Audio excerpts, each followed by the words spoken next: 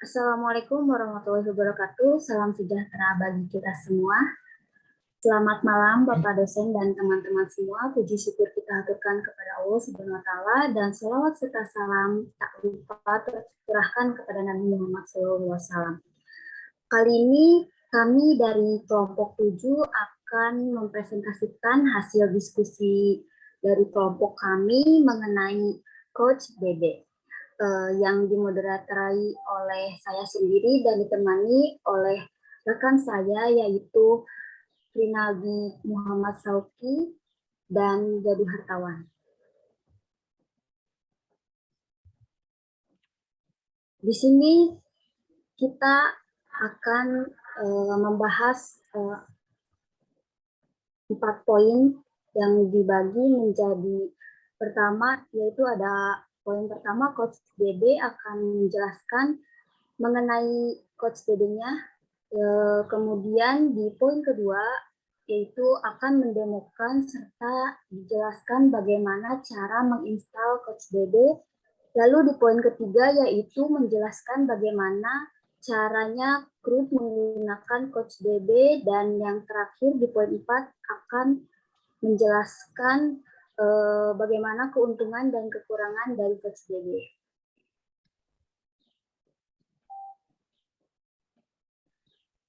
Untuk lebih lanjutnya, perkenankan kami untuk menyampaikan sedikit banyaknya materi mengenai Coach Dede. Dan penjelasan pertama akan dijelaskan oleh saya sendiri, yaitu mengenai Coach Dede. Di sini saya akan menjelaskan apa itu Coach Dede. Coach Dede yaitu database NoSQL open source. Ini terutama berfokus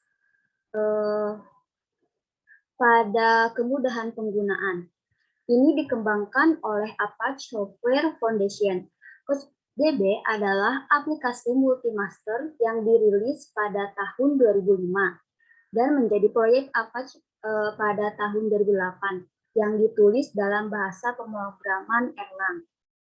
Coach Dede pada dasarnya adalah database yang berorientasi dokumen dan setiap file-nya disimpan sebagai key value. Coach Dede menggunakan protokol HTTP untuk API dengan menggunakan JavaScript sebagai bahasa query-nya untuk mengubah dokumen dan JSON untuk menyimpan data.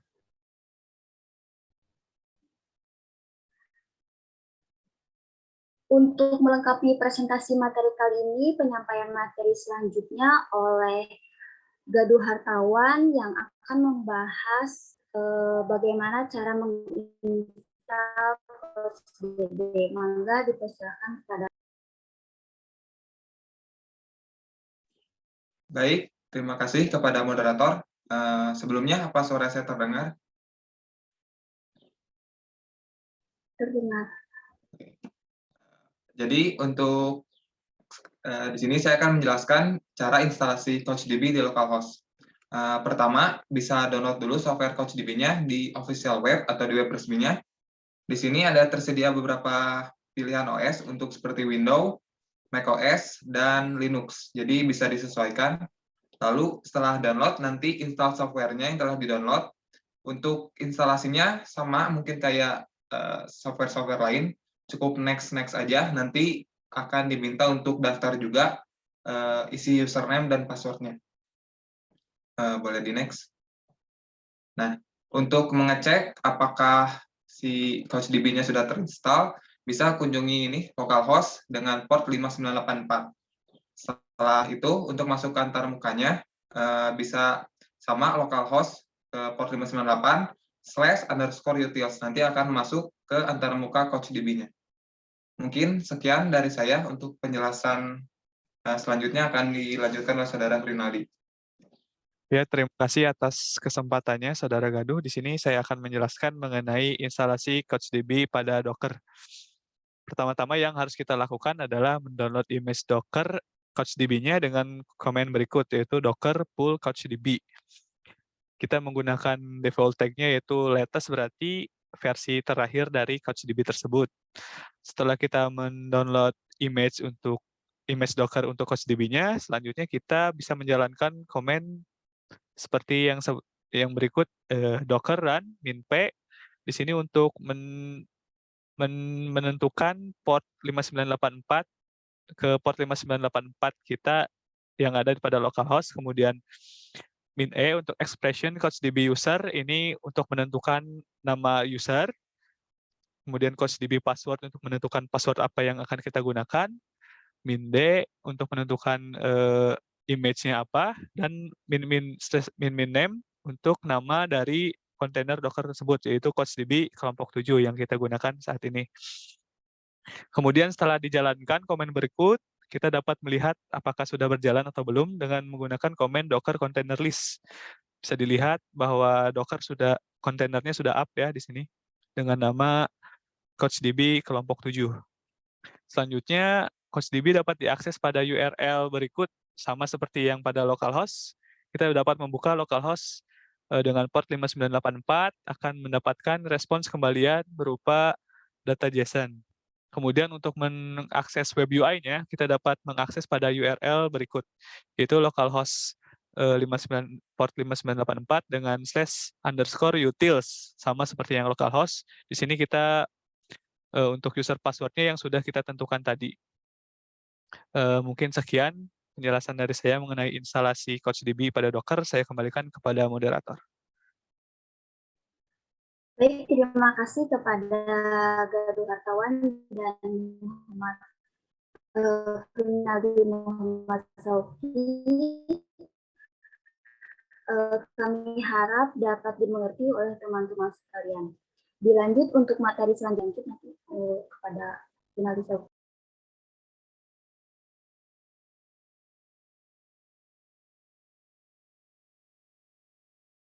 Untuk Serut menggunakan web UI dapat akan dijelaskan oleh Saudara Gaduh Hartawan. Silakan, Saudara Gaduh Hartawan. Baik, terima kasih. Mungkin saya minta izin untuk share screen-nya.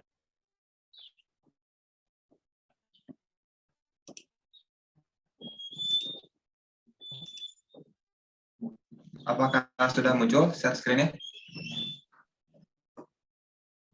Sudah. Terima kasih. Di sini setelah masuk ke halaman web UI-nya, akan diminta untuk login. Lalu login aja. Admin sama password-nya.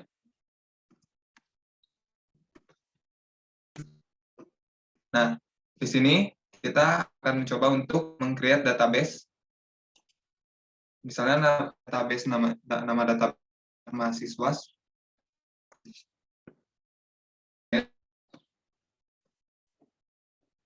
Nah, di sini saya akan mencoba untuk membuat dokumennya dengan ID-nya misalnya 1, lalu nama,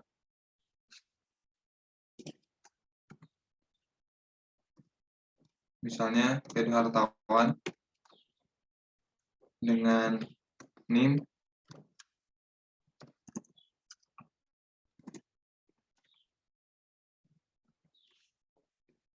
di create aja. Setelah selesai, maka akan tampil datanya. Di sini juga saya akan coba membuat beberapa data lagi.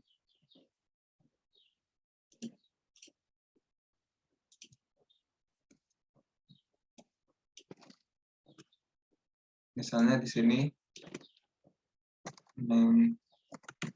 bisa dengan NIM 33. Di create dokumennya.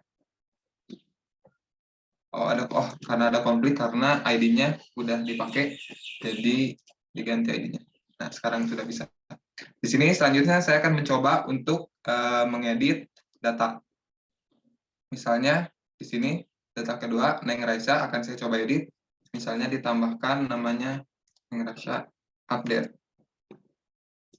Di save, maka namanya sudah berubah, dan jika dicek revisinya juga berubah menjadi 2.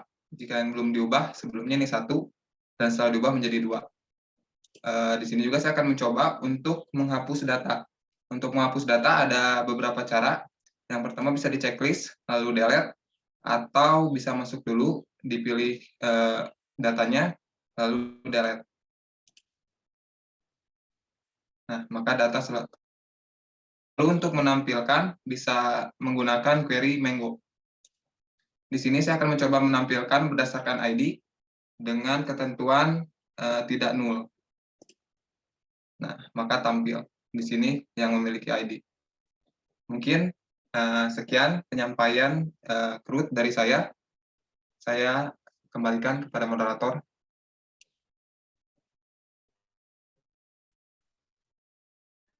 Pembahasan selanjutnya akan dilanjutkan oleh Rinaldi Muhammad Saiki. Ya, bismillahirrahmanirrahim. Terima kasih atas waktunya. Di sini saya akan menggunakan CRUD menggunakan HTTP method, di sini menggunakan aplikasi Postman. Mungkin bisa langsung ke aplikasinya ya. Nah, pertama-tama apakah sudah terlihat Postman-nya? Sudah. Yang pertama-tama yang harus kita lakukan adalah mengkonfigurasi authorization-nya. Di sini kita menggunakan basic auth, kemudian masukkan username dan password-nya sesuai yang sudah kita tentukan tadi. Sini kita menggunakan username admin dengan password-nya password. Nah, kemudian untuk melakukan create database pada CouchDB menggunakan metode HTTP, di sini metodenya ya, kita dapat dilihat pada tab ininya. Kita menggunakan metode put. Kemudian untuk nama database yang ingin dibuat, kita masukkan pada URL-nya. Di sini kita membuat database mahasiswa.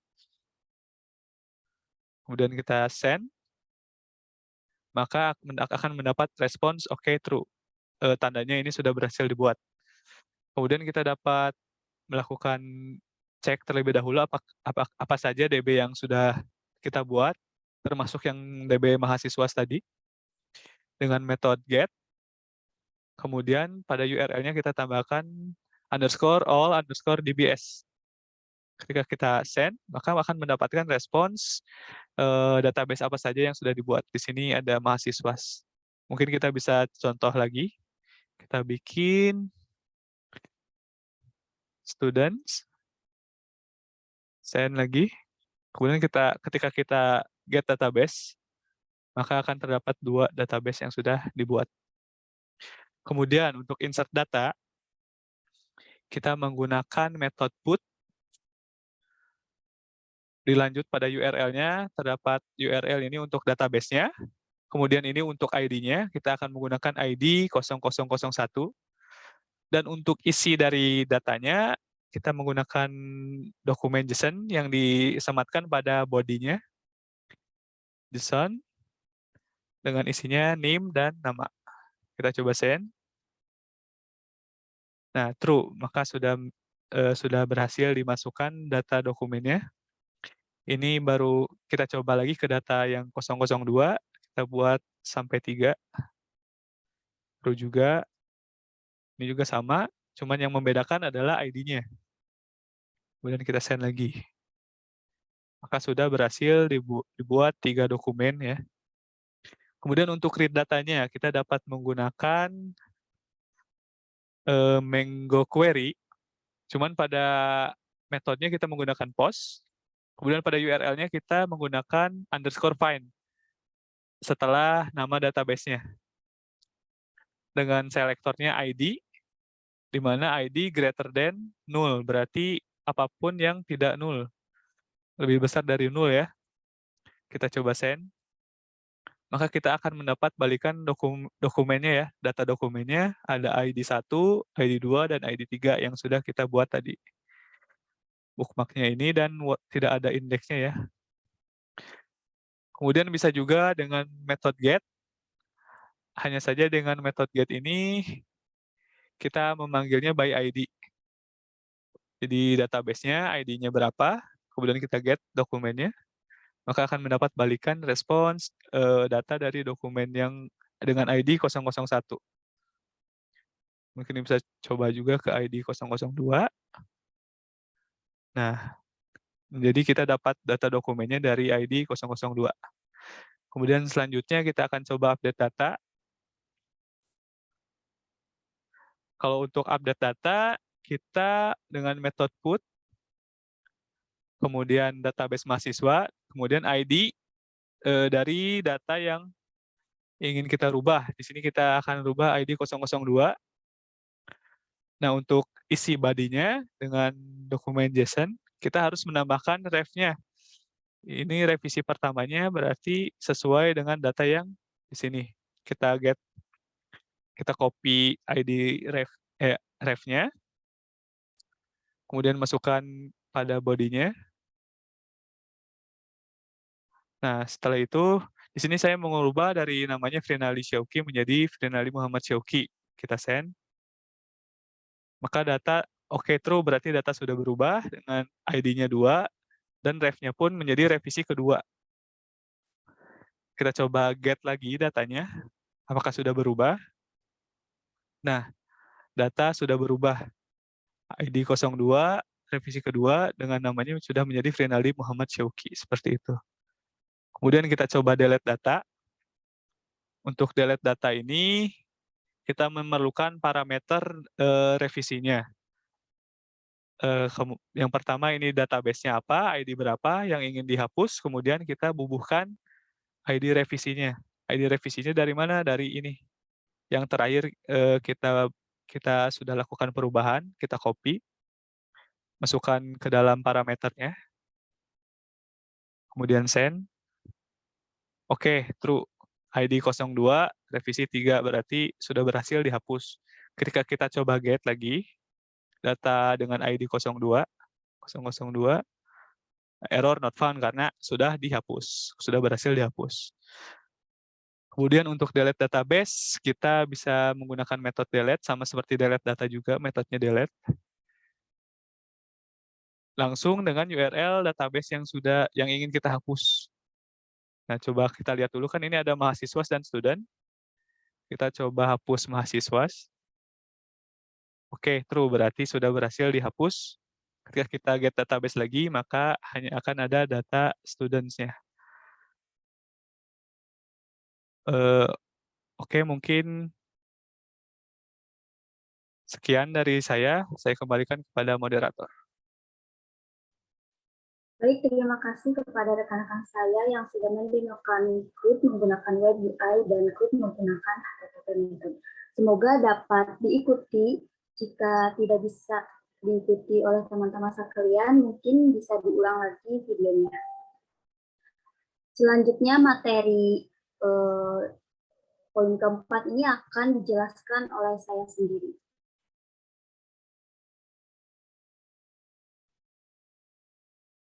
Di sini saya akan menjelaskan mengenai kelebihan dan kekurangan. Untuk poin di kelebihan ini, pertama, komunikasi yang mudah karena menggunakan HTTP API. Lalu dapat digunakan untuk menyimpan semua jenis data. Strukturnya sangat sederhana, dan yang terakhir kelebihan dari QtDB ini dapat mengindekskan dan pengambilan datanya cepat. Sedangkan untuk kekurangan QtDB ini yaitu pertama, menggunakan banyak kapasitas untuk overhead, tidak mendukung transaksi, dapat terjadi kegagalan ketika mereplikasi database yang besar, dan yang terakhir kekurangannya yaitu tampilannya sementara pada kumpulan data yang besar sangat lambat. Sekian dari saya, sekaligus mengakhiri materi kali ini. Mohon maaf bila ada kekurangan.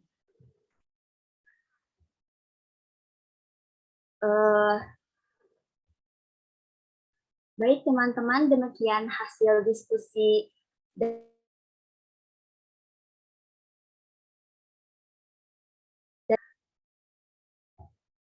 Demikian presentasi kali ini. Terima kasih atas perhatian teman-teman semua dan mohon maaf bila ada kesalahan baik perkataan maupun perbuatan. Sebelum mengakhiri video kali ini, mengutip dari Michel Gagliano, yaitu teknologi membuat apa yang tadinya mustahil menjadi mungkin. Bisanya membuatnya nyata. Akhirul kalam, wassalamualaikum warahmatullahi wabarakatuh.